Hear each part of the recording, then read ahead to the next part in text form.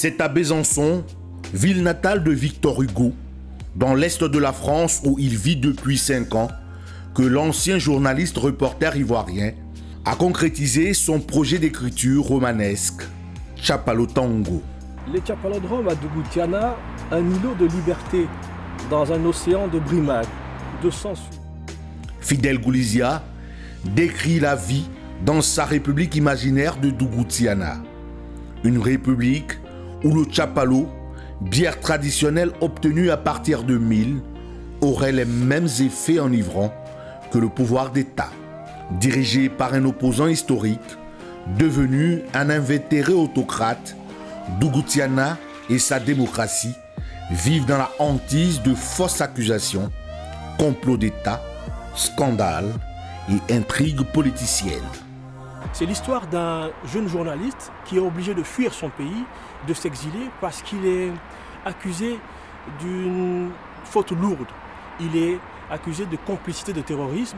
Or, derrière cette lourde accusation se cache derrière un complot d'État. Il est en fait l'amant de la maîtresse du porte-parole du gouvernement. J'ai voulu imager l'ivresse du pouvoir qui conduit à la déchéance d'un gouvernant qui méprise la liberté de la presse, qui méprise la liberté d'expression parce que ce sont des ferments de la démocratie. Tchapalotango, c'est 317 pages inspirées par son passé de reporter. Sélectionné au prix Amadou Kourouma du Salon de Genève en 2020, ce roman est surtout un exutoire pour transformer des mots en moyen de résistance.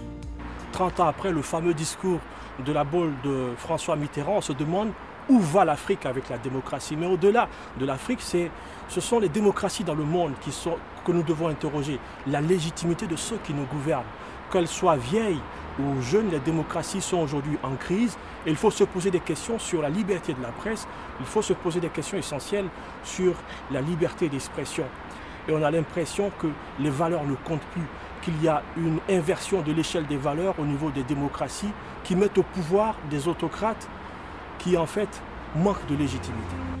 En pleine préparation d'une thèse en droit international sur la mise en œuvre nationale du droit humanitaire en Côte d'Ivoire, Fidel Goulizia est déjà à pied d'œuvre pour son 2e roman qui jette un regard sur les relations entre la France et la Côte d'Ivoire. L'histoire d'un couple franco-ivoirien dont l'histoire d'amour commence à Besançon pour se terminer à San Pedro. San Pedro, c'est la ville d'où je viens, c'est dans le sud-ouest de la Côte d'Ivoire. C'est une ville industrielle où 80% de la production de cacao est exportée. C'est une ville portuaire industrielle qui rime avec une extrême pauvreté. Et donc c'est un roman qui va mettre en scène ce couple franco-ivoirien, qui va mettre en œuvre un projet de café associatif dans un bidonville à San Pedro. Celui dont le parcours universitaire prédestiné au métier d'avocat a sûrement trouvé une cause à défendre.